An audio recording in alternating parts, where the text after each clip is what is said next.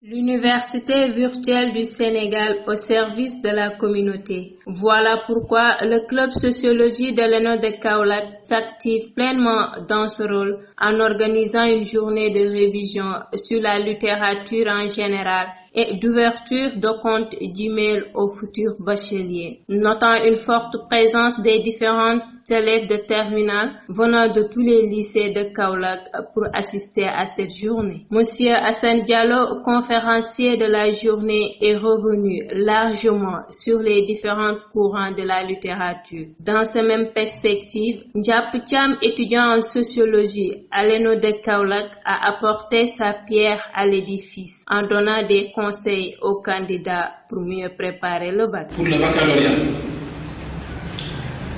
Et j'ose espérer qu'au fur et à mesure que nous développerons notre pensée, vous prendrez note afin de pouvoir poser les questions qui vous tiennent à cœur. Pourquoi commencer par le théâtre? Comme nous l'avons dit, c'est l'un des derniers chapitres. Et certains candidats peuvent ne pas avoir eu l'occasion de l'étudier correctement. Le théâtre est un genre littéraire, mais pas seulement. Il est aussi un art du spectacle. Nous savons que la poésie est un genre littéraire écrit. Le roman également est un genre littéraire exclusivement tourné vers l'écriture, mais l'originalité et la spécificité du théâtre en tant que genre, c'est qu'il hésite entre écriture et spectacle.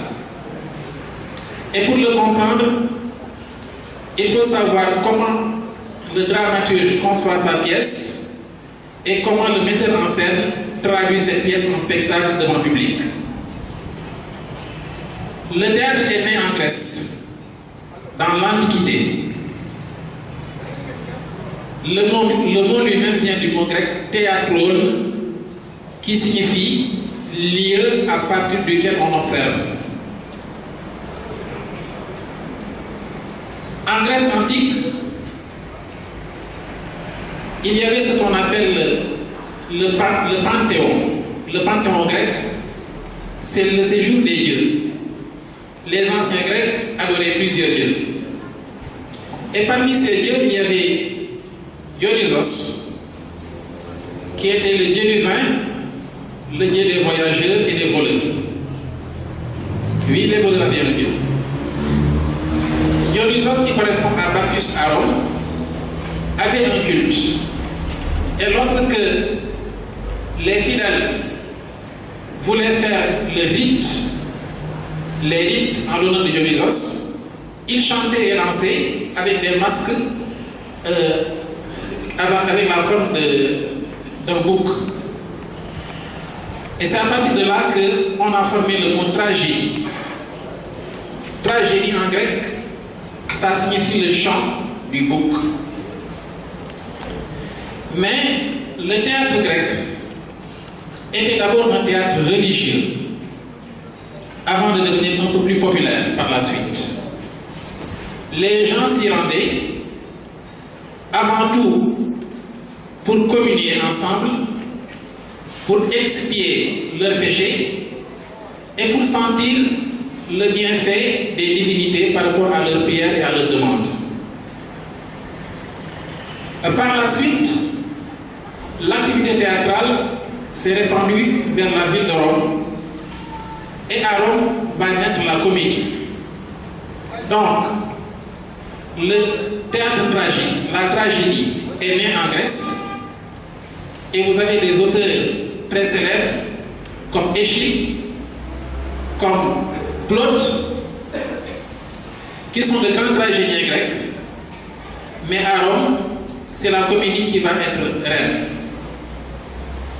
La différence entre les deux, c'est que la tragédie, selon la définition d'Aristote, est un théâtre total à travers lequel les acteurs et le public communient pour réfléchir sur les grands problèmes du monde. Mais la particularité d'une tragédie, du théâtre tragique, c'est que du début à la fin, il n'y a que des malheurs. Une tragédie est une chaîne de malheurs qui se succèdent. Pour rappel, vous savez tous l'histoire d'Édipe. Édipe est un héros de la mythologie grecque. Lorsqu'il est venu au monde, l'oracle de Delphes, qui était une sorte de devin, avait déclaré que cet enfant fera le malheur de son peuple, parce qu'il tuera son père et qu'il épousera sa mère. Lorsqu'Édipe, arrivé à l'âge adulte, a entendu cette prophétie, il a voulu échapper à son destin. Mais peut-on fuir le destin? Tous les efforts que vous ferez pour fuir votre destin ne feront que vous y ramener de façon inexorable. Quand vous décidez d'une pause, réfléchissez aussi à votre programme pour le reste de la journée. Et donnez-vous un objectif. Par exemple, pour ce soir, je termine 2 chapitres de français et 1 de maths. Se donner des objectifs et les tenir, cela montre que l'on ne sait pas la pression et même qu'on est capable de la gérer. On passe du célèbre « je gère » qui rend les parents fous à « je peux gérer » qui rassure le candidat. C'est une vraie attitude anti-stress. Préparez-vous physiquement. Le bac, c'est une épreuve, comme une compétition sportive. Il faut savoir décharger la tension. Cela peut passer par une pratique sportive, culturelle, ou tout simplement retrouver les amis. Les principales est de ne pas oublier de se détendre en faisant autre chose que réviser. Mention spéciale pour la veille du bac.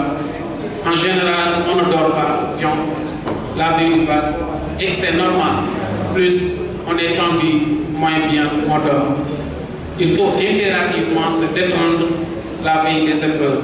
24 heures avant les examens, lâchez vos cahiers, à part 1 ou 2 heures, si cela vous rassure. Et partez, vous aérez. Mais aussi, il faut être optimiste. Le jour du bac, il peut y arriver que ce soit le trou noir devant une copie. Le sujet ne nous intéresse pas. Ou vous tombez puis sur le chapitre sur lequel vous avez fait l'impasse. Comment éviter de paniquer? Il faut rester optimiste. Au Sénégal, on n'a pas la culture de l'échec, mais il faut se dégager de cette peur et se dire qu'on va essayer.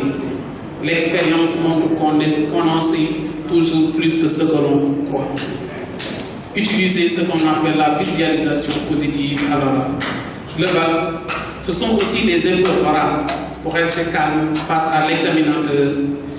Allez braconner, conseille la visualisation positive. Dites-vous que l'examinateur est un prof que vous avez bien aimé au cours de votre scolarité. Cela est de se dire qu'on est face à une personne bienveillante. Pour les ultra-timides qui sont véritablement paralysés à l'idée de parler face à un inconnu, il faut prendre les choses en main. Cela s'apparente à une mini-phobie sociale. Analyse Alain Braconnier toujours. Il ne faut pas hésiter à se faire aider pendant l'année scolaire en faisant appel à un professeur ou à un psychologue qui va vous aider à surmonter le problème. Détendez-vous et dites-vous que la réussite est au bout de l'effort. Et nous sommes là et nous allons vous accompagner avant et après le baccalauréat. L'an passé, on l'avait fait. On a organisé des journées au niveau des lycées, au niveau des centres d'orientation, accompagner les nouveaux bacheliers et en les inscrivant au niveau du campus, vu que c'est un peu complexe. Et cette année-ci aussi, nous allons le faire. On vous accompagne aujourd'hui et nous allons le faire après le baccalauréat. Donc nous vous souhaitons une excellente réussite. Merci beaucoup.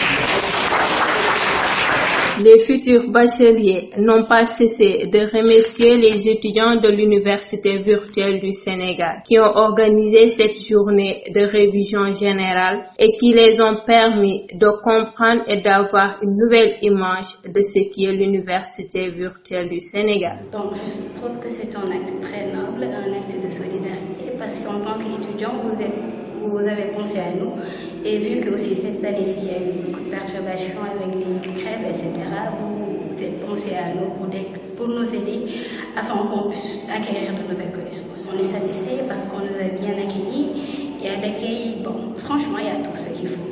La littérature, c'est un art, un discours qui cherche à plaire et est constitué d'œuvres écrites ou orales ayant une considération à l'échelle esthétique et répartie en genres littéraires, dont par exemple le roman, le théâtre, le conte, etc. L'UVS, j'entends parler. Et pour certains, c'est l'université des vies sacrifiées parce qu'il n'y a pas d'études, etc. Pour d'autres, c'est l'université virtuelle du Sénégal parce que c'est un nouveau mode d'apprentissage mise à la mise en œuvre des élèves. Pour moi, je juge ça très normal parce qu'ils auraient dû faire des conférences pour eux-mêmes en ce qui concerne leurs études. Mais si aujourd'hui, ils arrivent quand même à poser des questions à ce qui concerne les élèves qui font la terminale, donc moi vraiment je me satisfais et je juge ça très normal. Et c'est ce qu'il fallait faire pour aider quand même les nouveaux bacheliers. Parce que nous sommes des futurs bacheliers, donc pour moi, ça c'est normal. Vraiment, je suis très content, je suis très satisfait parce que j'ai eu quand même à avoir beaucoup de choses en ce qui concerne cette organisation. Bon, j'ai pu quand même en tout cas améliorer mes apprentissages. Donc j'ai pu m'améliorer moi-même. Parce qu'aujourd'hui, j'ai eu à entendre ce que je ne savais pas. J'ai eu à voir ce que peut-être j'ignorais même. L'UVS, bon, j'avais quand même des préjugés ou, par exemple, j'avais des explications en ce qui concerne l'UVS. Premièrement, l'UVS me semble quand même une facilité pour les études. C'est une facilité pour moi parce qu'on se sert des ordinateurs, donc on n'est pas obligé à quand même à aller tout le temps à l'école. Donc on se sert des ordinateurs avec la connexion aussi. Nous sommes censés à connaître beaucoup de choses à travers le monde.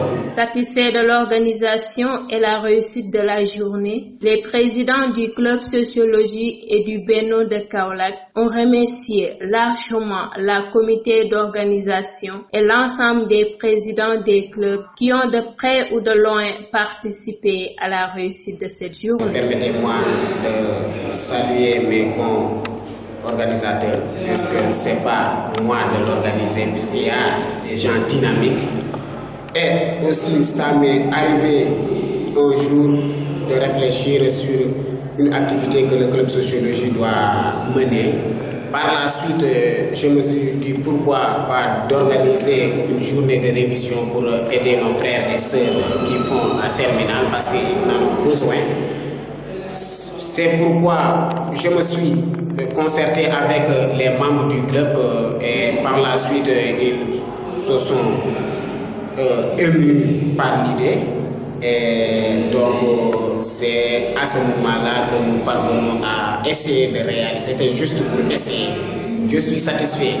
Pourquoi je dis que je suis satisfait? C'est parce que c'est une première et que depuis que le club sociologie est là, depuis l'année dernière, que c'est la première activité que le club organise, il y aura forcément, et c'est pas évident qu'il y aura des failles quelque part, mais pour l'organisation, je suis très satisfait parce que je vois aussi, et vous allez me le permettre au passage aussi de dire merci et de féliciter tous les présidents des clubs parce que aussi avec leur idée et aussi avec leur présence, ils ont vraiment contribué sur l'organisation.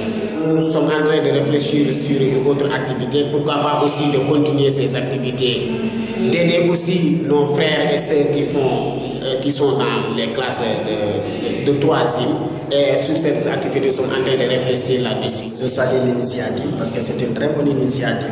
C'est une très bonne chose, une très belle idée aussi que le club sociologie a mis sur place. Donc, ce que j'ai à dire, c'est tout simplement nous encourager parce que c'est une activité très intéressante. Parce que comme on l'a dit, l'ENO est toujours au service de la communauté et on l'a montré, c'est ça. Donc, voir les élèves de terminale qui s'apprêtent à faire les examens, donc organiser une conférence aussi qui peut les servir d'idées de quelque chose, les appuyer aussi dans ce qu'ils font. Donc là, je crois que c'est une très belle chose et c'est une chose aussi à saluer. On a collaboré avec le club sociologie, même on a discuté sur cette activité. Donc on leur a appuyé, donc même si ce n'est pas sur le plan financier, mais aussi sur le plan intellectuel, on l'a fait. Donc en tout cas, on a tout fait ensemble. Parce que le BNO, c'est les étudiants aussi c'est le BNO. Donc le BNO club coiffe toutes les clubs. Donc si les clubs ont des activités, donc je crois que la moindre des choses, c'est de les accompagner. Aussi le BNO l'a fait. On n'a pas encore terminé les activités. Nous sommes prêts à le faire, mais l'idée que j'ai en tant que la personne morale de cette institution, c'est tout simplement, peut-être si on a aussi des activités à organiser, c'est se collaborer avec les clubs et faire ces activités avec les clubs pour le reste de notre mandat. L'éducation est l'âme d'un pays. Les étudiants de l'Université virtuelle du Sénégal n'ont pas oublié ce dicton. L'Université virtuelle du Sénégal, fo nek fofu la.